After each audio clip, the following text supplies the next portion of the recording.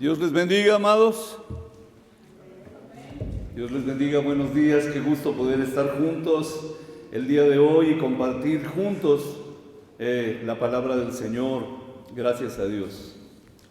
Como vimos, el pasaje, el texto está en Marcos capítulo 12, versos 35 al 44.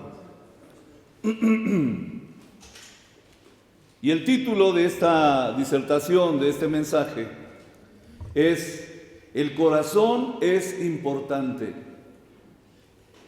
El corazón es importante.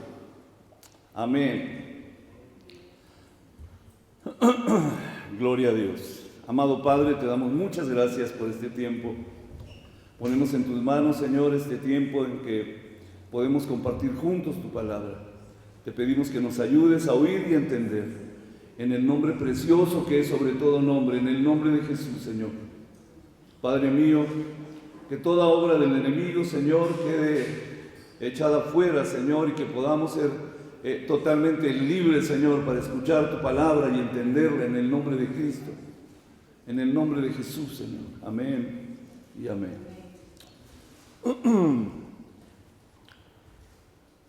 ¿Cómo se llama el título? El corazón es importante. Amados hermanos, que uno crezca en la fe o no, depende en gran medida del centro de nuestras vidas. De cuál es el centro de nuestras vidas, del centro que uno tenga, ¿verdad? De qué es lo fundamental, lo importante en tu vida.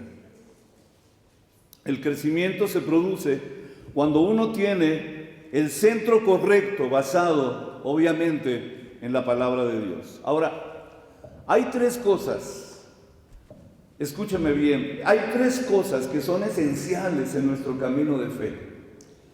Solo Cristo, solo el reino de Dios y solo la llenura del Espíritu Santo. Estas tres cosas. Solo Cristo, solo el reino de Dios y solo la llenura del Espíritu Santo. Solo Cristo, porque Él es el Señor.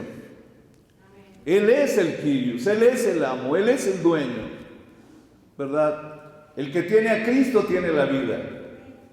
El que no tiene a Cristo no tiene la vida. Solo Cristo, solo el reino de Dios, porque su palabra dice: buscad primeramente el reino de Dios y su justicia, ¿verdad? Esto es muy importante, solo el reino de Dios y solo la llenura del Espíritu Santo, porque Jesús al irse le dijo a sus discípulos: la obra no se puede hacer si no es a través del poder del Espíritu Santo, así que quédense en Jerusalén y esperen la promesa, la cual les dijo: oísteis de mí, ¿verdad? Serán revestidos del Espíritu Santo y entonces me seréis testigos en Jerusalén, en toda Judea, en Samaria y hasta lo último de la tierra. Así que estas tres cosas, queridos hermanos, solo Cristo, solo el reino de Dios y solo la llenura del Espíritu Santo. La obra de Dios no se puede hacer sin el poder del Espíritu de Dios. Como vimos el domingo pasado, después de que Jesús entrara en Jerusalén para cumplir con su misión en la tierra, los líderes judíos lanzaron continuos ataques contra él. En sus intentos de acorralar y matar a Jesús, los principales sacerdotes, los escribas, los fariseos, los saduceos, los herodianos y ancianos se turnaron para atacarlo, pero sus esfuerzos fueron en vano, ¿verdad? No tuvieron éxito, ¿verdad? Jesús respondió correctamente. Sin embargo, en el texto de hoy vemos un fenómeno completamente opuesto, diferente. Ahora es Jesús quien los cuestiona diciendo: ¿cómo es que los escribas dicen que el Cristo es el hijo de David? El núcleo de la pregunta de Jesús era: ¿quién es el Cristo? La cuestión fundamental del camino de la fe, tanto entonces como ahora, debe responder claramente la pregunta: ¿quién es el Cristo? ¿Quién es Jesucristo? ¿Quién es Jesús? Cuando Jesús le preguntó a sus discípulos: ¿quién dice la gente que soy yo? Ellos le dijeron: bueno, unos dicen que eres un profeta, ¿verdad? Jeremías, etc. Pero ustedes, ¿quién dicen que soy yo? Y se adelanta Pedro para decirle: tú eres el Cristo, el Hijo del Dios viviente. Amén. Esto es algo muy importante, queridos hermanos. Muchas personas, escúchame bien, muchas personas menosprecian la esencia y el núcleo del cristianismo y juzgan y critican en base a sus asuntos, a sus propios pensamientos. Y no solamente eso, amados hermanos, sino que toman de la Biblia infinidad de temas, infinidad de cosas, ¿verdad? Pero el Cristo es hecho a un lado. Se toma la Biblia para hablar de prosperidad, se toma la Biblia para hablar de sanidad, se toma la Biblia para hablar de milagros, para hablar de muchas cosas, pero se excluye, ¿verdad?, el tema central, el tema fundamental, Cristo. El apóstol Pablo dice: no quiero hablar de otra cosa, sino de Cristo y este crucificado. Bendito sea Dios. Todos los demás son temas periféricos. Todos los demás son temas que están alrededor de esto, que es lo más importante. En la iglesia lo que se debe predicar siempre es Cristo y este crucificado. Cristo murió por nuestros pecados. El evangelio es lo más importante. Amén. Esto es muy importante. La razón decisiva de esta idea errónea, amados hermanos, y juicio erróneo de mucha gente, ¿verdad?, es que basan sus estándares en sus propios pensamientos. Los seres humanos finitos están tratando de interpretar al Dios infinito dentro de sus propios límites, lo que lleva a una situación absurda y totalmente equivocada, ¿verdad? En el pasaje de hoy, Jesús una vez más enseña bíblicamente quién es Él y advierte contra la hipocresía de los líderes judíos. También explica esto a sus discípulos, dando un ejemplo y haciendo hincapié en el corazón correcto que tenía la viuda pobre, que echó 2 blancas, ¿verdad? ¿Recuerdan ustedes? Así que es muy importante que a través del pasaje de hoy podamos comprender firmemente la esencia de la fe y rescatar a aquellos que todavía están atrapados en una vida religiosa, vagando en el problema, ¿verdad?, que sucedió allí en Génesis 3, ¿verdad?, donde vino todo el desastre, ¿verdad? Cuando Adán y Eva comieron del fruto prohibido, y entonces hubo esa separación y esa muerte, no solamente física, pero también espiritual, de la cual el mundo entero hoy, ¿verdad?, hoy está sufriendo, ¿no? Este es el problema más grave. El ser humano está separado de Dios. Punto número 1. El pensamiento equivocado.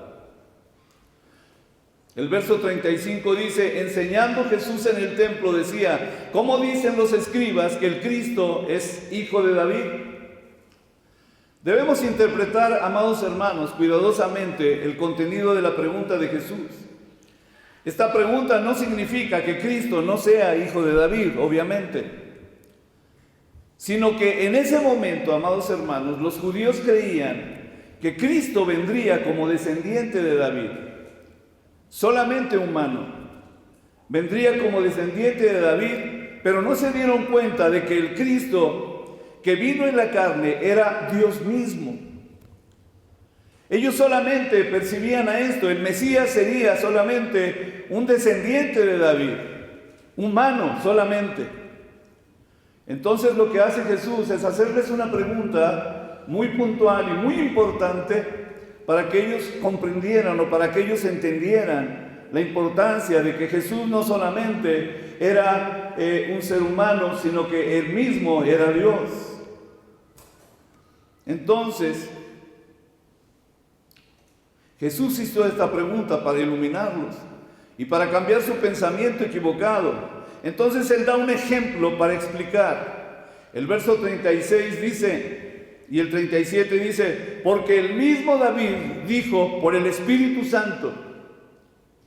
Dice, porque el mismo David dijo por el Espíritu Santo: dijo el Señor a mi Señor: siéntate a mi diestra hasta que ponga a tus enemigos por estrado de tus pies. Así que David mismo le llama Señor. ¿Cómo pues es su hijo? Y gran multitud del pueblo le oía de buena gana. Aquí hay algo muy interesante. Jesús les pregunta: si el Cristo es hijo de David, ¿cómo es que David le llama Señor? ¿Cómo puede llamarle un padre a su hijo Señor, Kyrios, amo, dueño? ¿Me estoy explicando? ¿Cómo puede hacerlo? ¿Verdad? Y luego dice, dijo el Señor a mi Señor, las dos, ¿verdad? Con S mayúscula, ¿verdad? Dando a entender que el Señor que dijo al Señor de David, es decir, a Cristo, los dos son Dios. Esto es importante. Esto es importante. Así que Jesús, queridos hermanos, citó el Salmo 110:1, escrito por David aquí. David hace la siguiente confesión: el Señor le dice a mi Señor, siéntate a mi derecha hasta que ponga a tus enemigos bajo tus pies. David dice que Dios le habló a su Señor, y aquí Señor se refiere al Cristo. David está llamando al Cristo que vendría a la tierra a través de su linaje en un futuro lejano, y le llama Señor.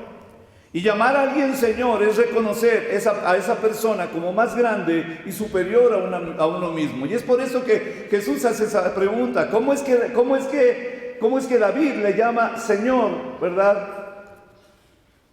¿Cómo es que David le llama Señor al Cristo?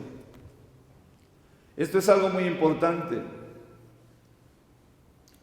Aunque Cristo vendría en carne a través del linaje de David, David está diciendo que Cristo es alguien más grande que solo un descendiente suyo. En otras palabras, David está confesando que el Cristo que vendría a través de su linaje es el Hijo de Dios. Amén. Marcos revela que esta confesión de David se hizo bajo la inspiración del Espíritu Santo.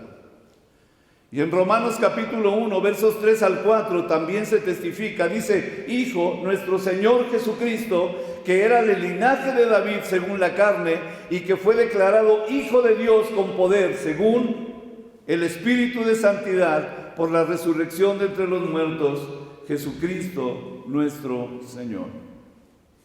Así que debemos darnos cuenta, a través de este texto, amados hermanos, de que Jesucristo es plenamente humano y plenamente Dios.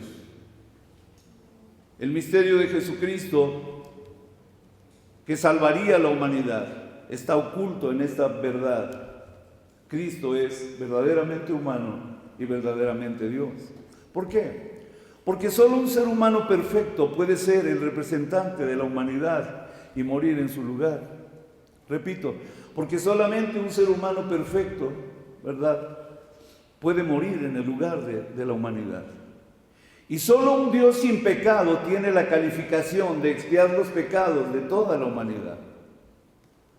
Por lo tanto, el Salvador debe poseer tanto la naturaleza divina como la naturaleza humana. Sin embargo, no hay nada entre los seres creados que pueda satisfacer este requisito, pues la palabra de Dios dice: todos somos pecadores. No hay justo, ni siquiera uno. Los ángeles no pueden morir porque no tienen cuerpos físicos. Son santos, ¿verdad? Son sin pecado, pero no tienen cuerpos físicos, ¿verdad? Además, no son humanos, porque tenía que ser uno igual a nosotros. Los seres humanos que son descendientes del pecador Adán nacen todos como pecadores, y un pecador no puede perdonar a otro pecador. Es por eso que Dios abrió el camino a través de Génesis 3:15, donde se dice que vendría la descendencia de la mujer, esto es Jesucristo, ¿verdad? Que no era descendiente de la humanidad pecaminosa, sino que fue concebido por el Espíritu Santo y nacido a través de la joven Virgen María. Es el verdadero Salvador que resolvió el problema de Génesis 3 y abrió el camino perfecto para la salvación. Él dijo: yo soy el camino, la verdad y la vida, y nadie viene al Padre sino por mí. Amén. Cuando creemos en este hecho, amados hermanos, entonces se restaura nuestro estatus como hijos de Dios y obtenemos vida eterna. En ese momento, cuando creemos en Cristo, cuando recibimos a Jesucristo, en ese momento se restaura nuestro estatus como hijos de Dios y obtenemos la vida eterna. Necesitamos entender claramente que ver al Mesías, el Cristo, solo en sentido físico no puede lograr ningún cambio. ¿Me estoy explicando? El pueblo de Israel espera al Mesías solamente como el descendiente de David, no como Dios. No va a funcionar. Los religiosos judíos de ese entonces, esto era lo que ellos creían. Es por eso que Jesús les explica esto y les hace esta pregunta tan crucial, tan importante, ¿no? No importa cuánto se lea la Biblia o incluso sigan las leyes de ella, si no captan el incidente de Génesis 3 y la expiación en la cruz, la resurrección, la ascensión y la segunda venida de Jesucristo, ¿verdad? Quien vino a resolver este problema, entonces vivirán una vida infeliz, y no solo infeliz, sino una vida que incluso se opone a Dios. Muchas religiones, amados hermanos, llamadas incluso cristianas, ¿verdad?, y que usan la Biblia, ¿verdad?, sin embargo no creen, amados hermanos, en que Jesús es Dios.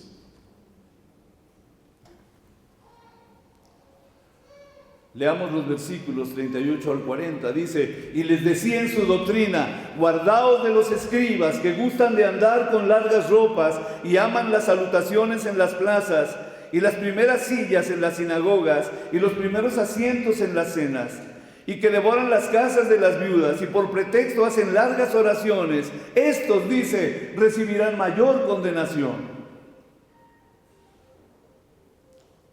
Después de que Jesús citara las palabras de los Salmos para revelar que Él es a la vez verdaderamente humano y verdaderamente Dios, entonces advirtió de los escribas y los fariseos que estaban llenos de hipocresía, sin entender y que no habían entendido las verdades espirituales.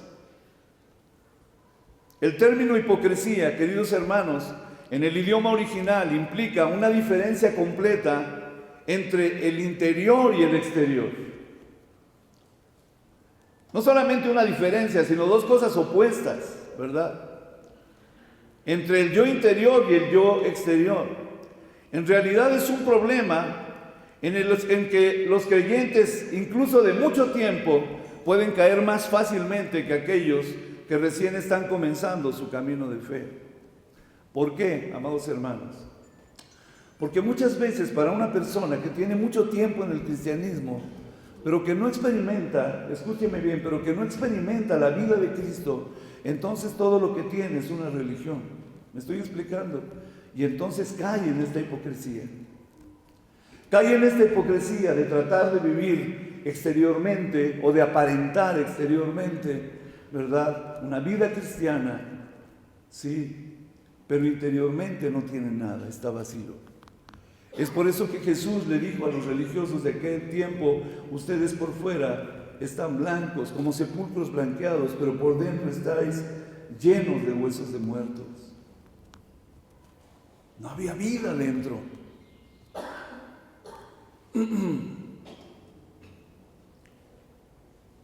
Es por eso, queridos hermanos, en el camino de la fe, lo que importa es lo que se encuentra dentro de la vida interior de uno, en lugar de lo visible o lo exterior. Es decir, lo visible y exterior tiene que ser el resultado de lo que hay interiormente.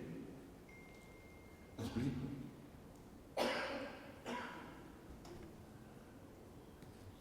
El trigo y la cizaña se parecen, pero solo exteriormente.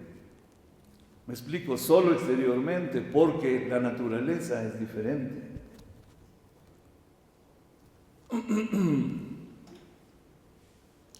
Exteriormente se puede aparentar, por lo que es imposible diferenciar unos de otros. Por lo tanto, lo importante es lo que se vive de acuerdo a lo que hay en el centro del corazón.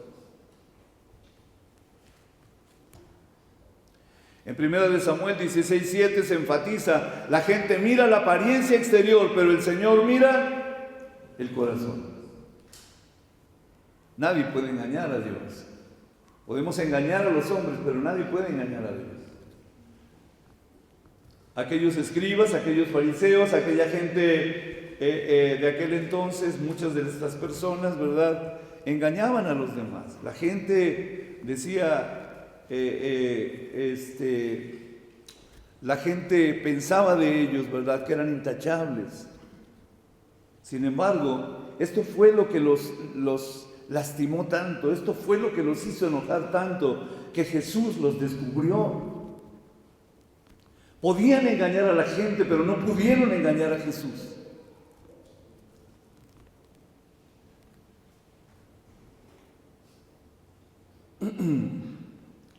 Hay un dicho que dice: la ley del original inmutable. La ley del original inmutable.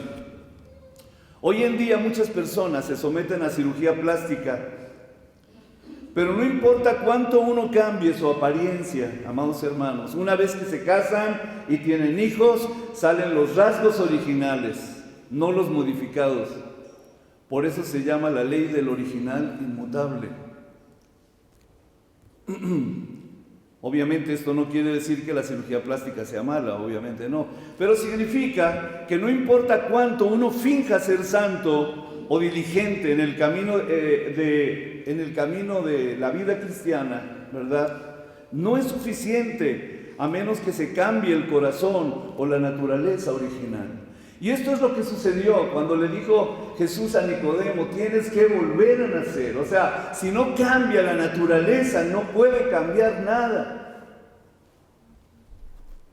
Sí, no se trata de cambiar de religión, se trata de que la naturaleza de la persona sea completamente cambiada. Tienes que volver a nacer. Perdón. Nicodemo se asustó. ¿Cómo puede un hombre viejo como yo volver a entrar en el vientre de su madre y nacer? Jesús le dijo: es que no se trata de un nacimiento físico, sino de un nacimiento espiritual. Es por eso, amados hermanos, que mi deseo es que todos los miembros de esta iglesia se conviertan y tengan como original inmutable solo a Cristo. Solo Cristo. Amén. Para que sus vidas se centren solo, amados hermanos, en el reino de Dios. Dado que no podemos hacer esto por nuestra propia fuerza y capacidad, entonces debemos ser llenos solo del Espíritu Santo. Amén. Por eso, amado hermano, te bendigo en el nombre del Señor, para que estés completamente armado con esta vida de los tres solos: solo Cristo, solo el reino de Dios, solo la llenura del Espíritu Santo, y así expandas tu tienda, ¿verdad?, tanto espiritual como físicamente, porque es la única manera como el Hijo de Dios puede crecer. Amén. Punto número 2. El corazón correcto. El corazón correcto. El versículo 41, los versículos 41 y 42 dice: estando Jesús sentado delante del arca de la ofrenda, miraba como el pueblo echaba dinero en el arca, y muchos ricos echaban mucho. Y vino una viuda pobre y echó 2 blancas, o sea, un cuadrante. Mira, Jesús explica a sus discípulos el contraste, amados hermanos, entre una vida de hipocresía y una vida de verdadera fe a través del ejemplo de la ofrenda de los ricos y la ofrenda de la viuda pobre. Los ricos pusieron grandes cantidades. ¿Por qué? ¿Por qué? Los ricos pusieron grandes cantidades de dinero en la caja de las ofrendas, mientras que esta pobre viuda puso 2 monedas pequeñas que ascendían a un cuadrante, ¿verdad? 2 blancas que ascendían a un cuadrante. Esta caja de ofrendas, amados hermanos, tenía una entrada con forma de trompeta, por lo que también se llamaba caja de trompeta, dado que estaba hecha de latón. En aquellos días en los que el papel moneda no existía, el sonido de las monedas que caían podía dar una idea de cuánto se había ofrecido. Así que al poner muchas monedas, los ricos hicieron sonidos fuertes y ruidosos, ¿verdad? Cuando caían las monedas en el recipiente aquel, ¿verdad? El problema, sin embargo, era que sus ofrendas no estaban destinadas a Dios, sino que se entregaban con la intención de presumir y buscar el reconocimiento de los demás. ¿Cómo se llama esto? Hipocresía. Hipocresía. Es por eso que Jesús contrasta a los religiosos de ese tiempo, hipócritas, con aquella viuda pobre. ¿Y por qué toma estos dos pasajes, verdad, y los une, los junta, verdad, para enseñar una verdad muy importante? Por otro lado, el texto nos dice que la viuda pobre dio 2 monedas pequeñas, lo que equivale a un cuadrante. El cuadrante, amados hermanos, era la unidad de moneda más pequeña. A pesar de que los puso en la caja de ofrendas, probablemente no hizo mucho ruido. Sin embargo, a esta viuda no le importó en absoluto, no le importó lo que otros pensaran. Ella ofreció desde su corazón a Dios. Cada uno dé como propuso en su corazón. Como dice, cada uno dé como propuso en su corazón.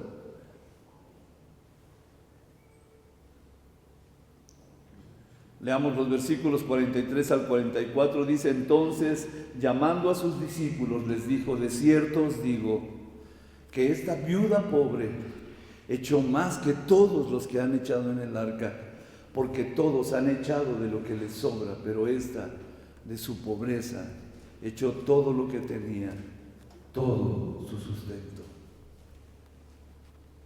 Aquí el tema, queridos hermanos, con la viuda, el tema con la viuda es su corazón.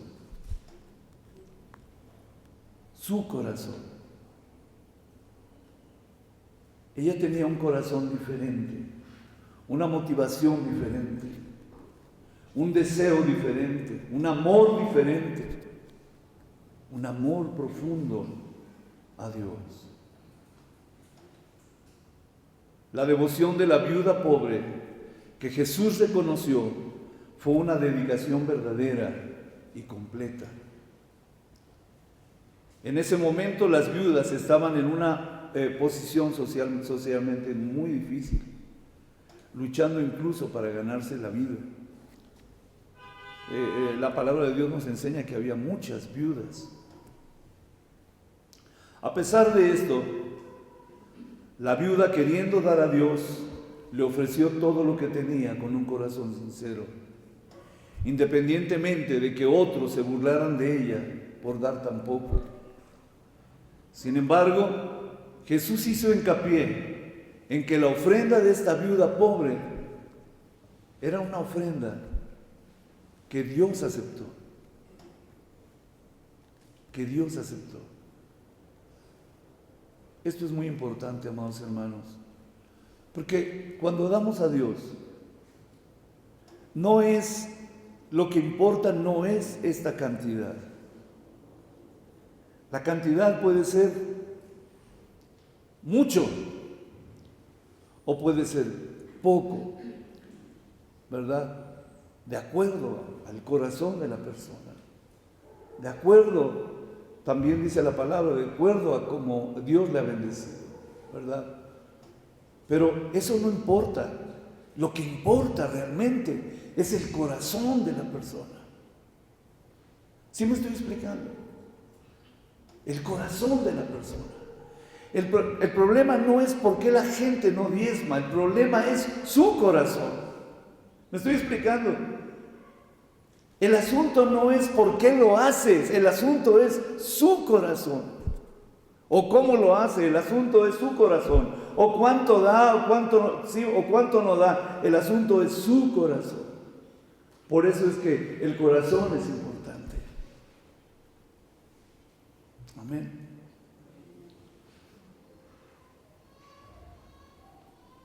Debemos entender, amados hermanos, que el verdadero espíritu de dar reside en ofrecer al Señor con un corazón que entiende y lleva a la práctica que todo lo que tenemos le pertenece a Él. Gloria a Dios, gloria a Dios. Desde la fundación de esta iglesia y a lo largo de su crecimiento siempre he tenido una profunda gratitud por la sincera dedicación, ¿verdad?, de la familia Conexión Cristiana, ¿verdad? Cuando se construyó, por ejemplo, este lugar, ¿verdad?, fue siempre con lo que dimos todos, ¿verdad? Porque así debe de ser. Con las ofrendas dadas con todo el corazón de los miembros de la iglesia. Durante este viaje en que la iglesia Conexión se encuentra, incluso hasta el día de hoy. Cuando reflexiono sobre la dedicación y el compromiso de los miembros de la iglesia Conexión, me acuerdo también de las palabras de 2 de Corintios, capítulo 8, versos del 1 al 3, cuando dice: asimismo, hermanos, os hacemos saber la gracia de Dios que se ha dado a las iglesias de Macedonia, que en grande prueba de tribulación, la abundancia de su gozo y su profunda pobreza abundaron en riquezas de su generosidad, pues doy testimonio de que con agrado han dado conforme a sus fuerzas y aún más allá de sus fuerzas, ¿verdad? Y hoy podemos ver muchas iglesias en muchos lados, ¿verdad? Que han sido bendecidas porque tienen un corazón, ¿verdad? Un corazón dispuesto para dar y para honrar a su Señor. Porque lo que importa, como lo dije hace un ratito, es el corazón. Estas son las palabras de un médico que trabaja en una sala de oncología. Dice: en la sala de cáncer hay muchos pacientes que en el mejor de los casos solo les quedan 2 o 6 meses de vida. Sin embargo, debido a que sus días son monótonos, muchos de ellos se reúnen para jugar juegos de mesa, y entre ellos hay quienes ganan dinero, ¿verdad? Apuestan y todo, y luego dicen: oye, hoy gané 250 pesos, ¿no? O gané 400 pesos, y están contentos. Oye, pero les quedan 2 meses de vida, y están contentos por eso. Pero cuando veo a esas personas, dice ese médico, cuando veo a esas personas que desaparecerán dentro de muy poco, ¿verdad?, en tan solamente 2 meses o 6 meses, y los veo regocijándose por ganar 250 pesos o 400 pesos, él dice: siento una tristeza sin fin en mi corazón. En realidad, ninguno de nosotros sabe qué pasará con nuestras vidas o cuándo sucederá, ¿verdad?, el día que el Señor nos llame. Solo Dios sabe cuánto tiempo le queda a nuestra vida. Es por eso que cada día, amados hermanos, es precioso y debemos vivir vidas plenas y concentradas, aferrándonos al verdadero valor dentro del tiempo que nos queda. ¿Cuánto tiempo nos queda? ¿Cuánto tiempo nos queda? Invirtamos nuestro tiempo, nuestra vida, nuestras fuerzas, ¿verdad?, para Cristo, ¿verdad? Que Dios obre en nuestras vidas de una manera gloriosa y que podamos vivir una vida principalmente para salvar a las 237 naciones y 5,000 tribus en el mundo. Que nuestra iglesia que esta iglesia no solamente piense, queridos hermanos, en Tulancingo, sino que podamos pensar en la gente perdida del mundo entero. Que podamos pensar en que podamos un día enviar misioneros a diferentes partes del mundo para que el Evangelio llegue, hermanos, a todos lados, a todas partes. Que podamos pensar, que podamos tener un deseo en el corazón, ¿verdad?, de ir. Yo les he dicho en otras ocasiones esto, ¿no?, que no sabemos, hoy estamos aquí, mañana no lo sabemos, cuando somos guiados por el Espíritu de Dios. Amén. Así que aferrémonos a esto y centrémonos únicamente en solo Cristo, solo el reino de Dios y solo la llenura del Espíritu Santo, ¿verdad? Y recibamos evidencias claras en nuestra vida de ser hijos de Dios, para dejar una herencia y un legado y una obra eterna para los que vienen detrás de nosotros, ¿verdad? Trabajemos mucho en nuestros niños. Trabajemos mucho en nuestros niños para que ellos entiendan, en nuestros jóvenes, para que ellos entiendan que lo más importante es esto: solo Cristo, solo el reino de Dios y solo la llenura del Espíritu Santo para hacer la obra de Dios en esta tierra. ¿Saben? Esa es la razón. Esa es la razón por la que el Padre se desprendió de su Hijo y lo envió a esta tierra para salvar al mundo. Y esa debería ser la razón de la iglesia, la razón de la existencia de la iglesia. Amén. Oramos. Amado Padre, en el nombre de Jesucristo, Padre mío, te pedimos con todo nuestro corazón, Señor, que nos ayudes. Te pedimos en el nombre de Jesús, Señor, que podamos tener un corazón, Señor, centrado en solo Cristo, solo el reino de Dios y solo la llenura del Espíritu Santo. Y que podamos estar centrados, Señor, solamente en hacer tu voluntad con todo nuestro corazón. Señor, ¿cuántos años viviremos en esta tierra? No lo sabemos, pero es muy poquito. Es, Señor, casi nada comparado con la eternidad. Señor, que aprovechemos el tiempo, porque los días son malos, que aprovechemos el tiempo y que hagamos, Señor, tu voluntad durante el tiempo que tú nos permites vivir en esta tierra. Señor, el día que recibimos a Cristo, tú nos pudiste haber llamado, ese mismo momento nos pudiste haber llamado a tu presencia, pero quisiste dejarnos aquí porque tenías un plan, porque tenías un propósito, y tu propósito más importante es salvar al mundo, porque esa es la necesidad más grande que tiene el ser humano, de ser salvo. Señor, ayúdanos a entenderlo. Ayúdanos, Señor, a que podamos entender esto profundamente, Señor, y vivirlo y experimentarlo en el nombre glorioso de Jesucristo, nuestro Señor y nuestro Salvador. A ti sea la gloria para siempre. Amén.